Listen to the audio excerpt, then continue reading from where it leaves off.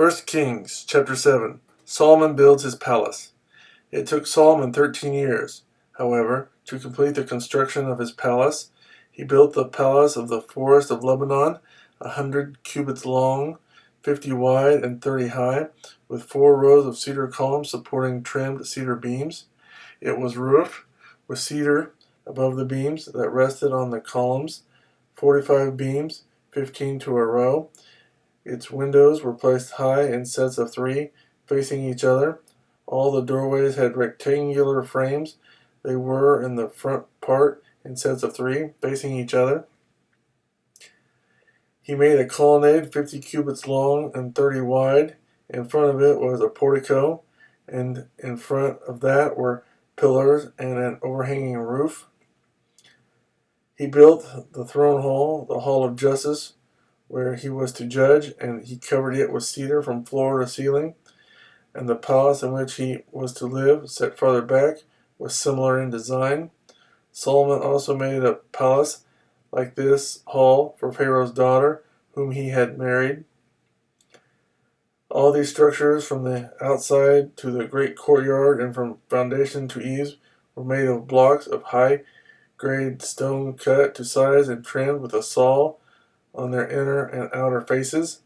The foundations were laid with large stones of good quality, some measuring 10 cubits and some 8. Above were high-grade stones, cut to size, and cedar beams.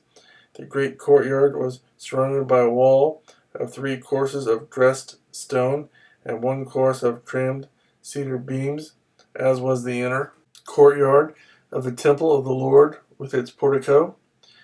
The temple's furnishings.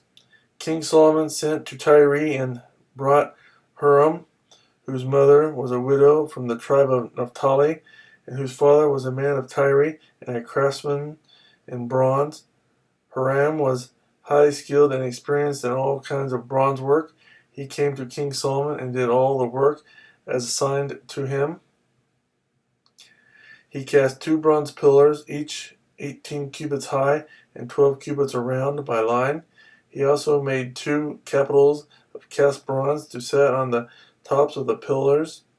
Each capital was 5 cubits high. A network of interwoven chains festooned the capitals on top of the pillars, 7 for each capital. He made pomegranates in 2 rows encircling each network to decorate the capitals on top of the pillars. He did the same for each capital. The capital on top of the pillars in the portico were in the shape of lilies, 4 cubits high. On the capitals of both pillars, above the bowl-shaped part next to the network, were the 200 pomegranates in rows all around. He erected the pillars at the portico of the temple. The pillar to the south he named Jachin, and the one to the north Boaz. The capitals on top were in the shape of lilies, and so the work on the pillars was completed. He made the sea of cast metal, circular in shape, measuring 10 cubits from rim to rim and 5 cubits high. It took a line of 30 cubits to measure around it. Below the rim, gourds encircled it, 10 to a cubit. The gourds were cast in 2 rows in one piece with the sea. The sea stood on 12 bulls, 3 facing north, 3 facing west, 3 facing south, and 3 facing east. The sea rested on top of them, and their hindquarters were toward the center. It was a handbreadth in thickness, and its rim was like the rim of a cup, like a lily blossom. It held 2,000 baths.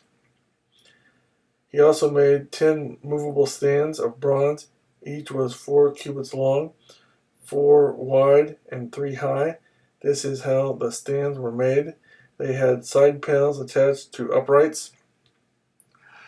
On the panels between the uprights were lions, bulls, and cherubim, and on the upright as well, above and below the lions and bulls, were wreaths of hammered work. Each stand had 4 bronze wheels with bronze axles, and each had a basin resting on 4 supports cast with wreaths on each side. On the inside of the stand there was an opening that had a circular frame 1 cubit deep. This opening was round, and with its basework it measured 1.5 cubits. Around its opening there was engraving. The panels of the stands were square, not round.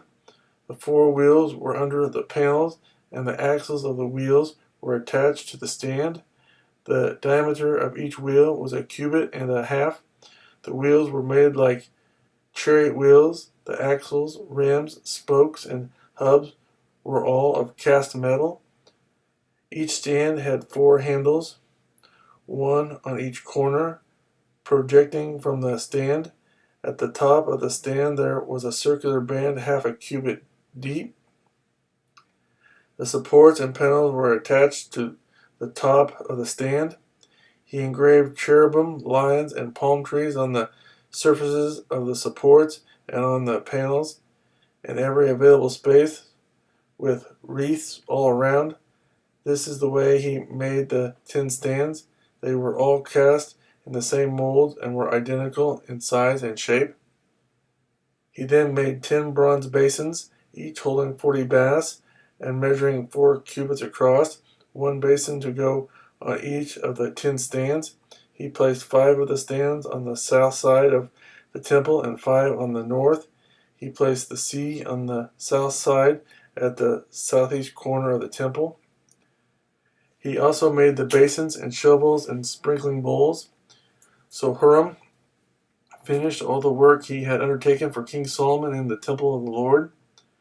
The 2 pillars, the 2 bowl-shaped capitals on top of the pillars, the 2 sets of network decorating the 2 bowl-shaped capitals on top of the pillars, the 400 pomegranates for the 2 sets of network, 2 rows of pomegranates for each network, decorating the bowl-shaped capitals on top of the pillars, the 10 stands with their 10 basins, the sea and the 12 bowls under it, the pots, shovels, and sprinkling bowls.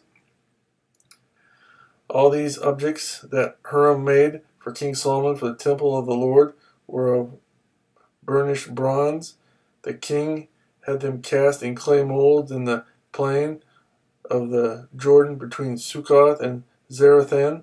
Solomon left all these things unweighed, because there were so many, the weight of the bronze was not determined.